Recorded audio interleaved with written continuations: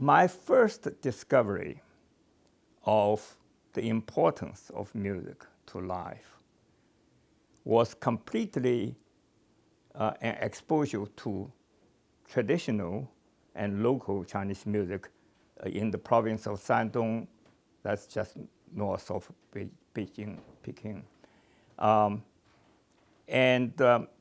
So I was saying, I have no idea. I began to walk, began to be free, to be on myself, on my own. And so late in the afternoon, I was allowed to play outside. We had a big garden there. And one day, I heard some strange sound coming from where, at that time, the helps would stay. They would have separate housing. So I followed the sound. And as I got close to that building, I heard music.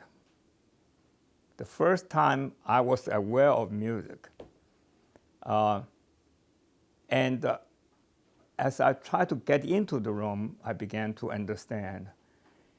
It looks like, I opened the door, it looks like everybody was happy. They were singing. They were playing instruments, traditional Chinese instruments, and they were drinking, of course. The cheapest of wine, gaoliang. I can still smell that pungent smell. And then, at that time, in my mind, I got the understanding that music is related to happiness. And I recognize the importance of music to me, at least, and to these people, half a dozen people there. So I think the environment is very important, and it's purely a question of chance. Shortly after that, when I was a little older, my mother would take me around, because I was the youngest at that time, with her to visit her friends in the afternoon. And I would get to a home and look around for something to amuse myself while my mother talked with them. And one day I got into a place, I saw something very strange. It's a little lower than this, a little longer than that, flat like this. But there are two pedals down there, and there's keyboard on top. It's a harmonium, you know. And I was not such a genius as Mozart. I did not compose an opera on that instrument. But I learned something. You know what I learned? Not the tuning. I didn't have a perfect pitch. I didn't even know what perfect pitch was. But I found that they were the pedals. I pushed down the pedals, and I tried to play on the keys. The harder I push, the louder it becomes, right? The softer I push, the softer the sound.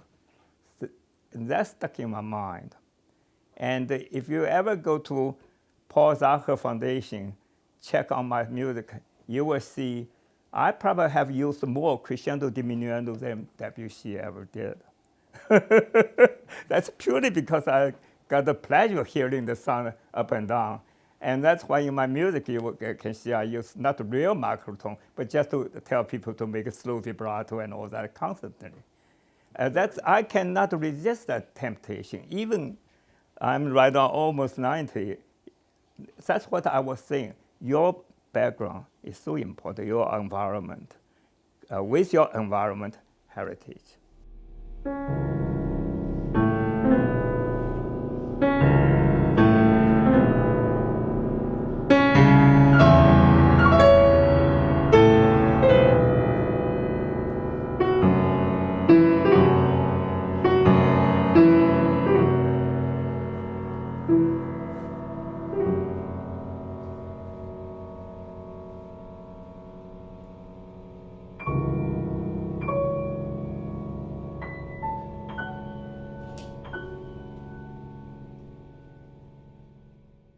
I think nobody can completely forget your past. And your past lives with you. Because this is something you cannot deny, you cannot push away. It's in you. Instinctively, your reaction, unless, of course, if someone will, let's say, born in this country, not only born in this country, but for some generations and so on. So when it's completely transformed.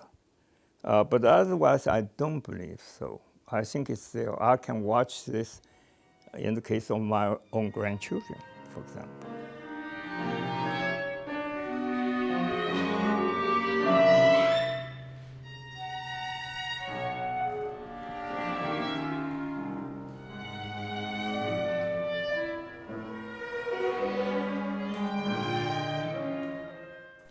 When Edgard Varèse called.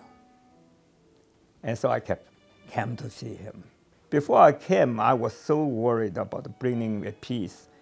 But I finally brought a piece that I was so ashamed of. Because by that I said, you stupid, your music is so cheap, so, barely a few notes, and he's writing such complex, such noisy music. But before I left, I had nothing else to, unless you want me to show exercise, a fugue or whatever. So I took that, and he grabbed it and took it to the piano, and examined it for a long, long time. I would estimate at least more than 20 minutes. I said, my God, it's such a simple piece, such a short, I wrote only the first movement. Why he spent so much time? So I said, oh, he must be thinking of how to tell me off. I said, forget it. You cannot be a composer. To say that politely or shockingly. So I was really trembling. He turned around, he came to me, and he said, that's beautiful. And I couldn't believe it.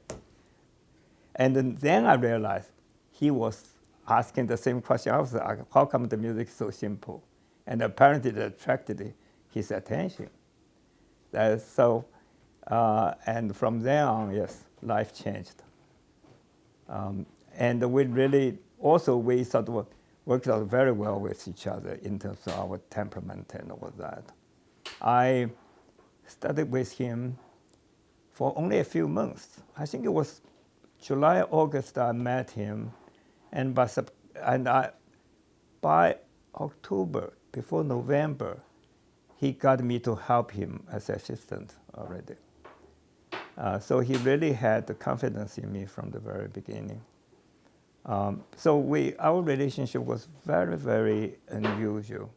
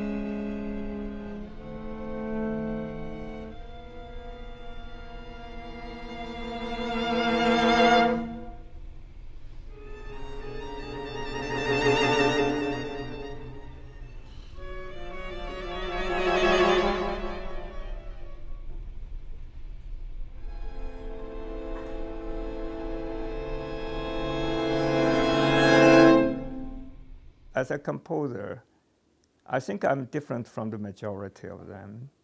I don't just sit down and compose. I get an idea to compose. I'm very much aware, not only of technical, theoretical, aesthetic questions, but in terms of what someone like me should do.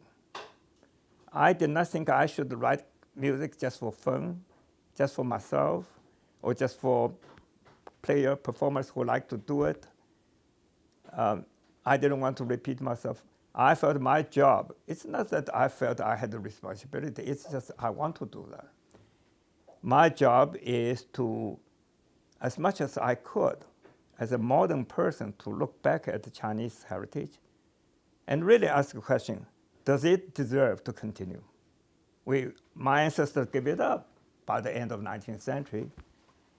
Should I, as want to be a composer, take that up first? Or should I follow Western tradition, write a piece that everybody likes, or you want to express your own musical language? I felt my responsibility is that to build my ideas, my career, my products on the basis of how to revive the Chinese heritage, and in view of the time lag, to merge with modern ideas.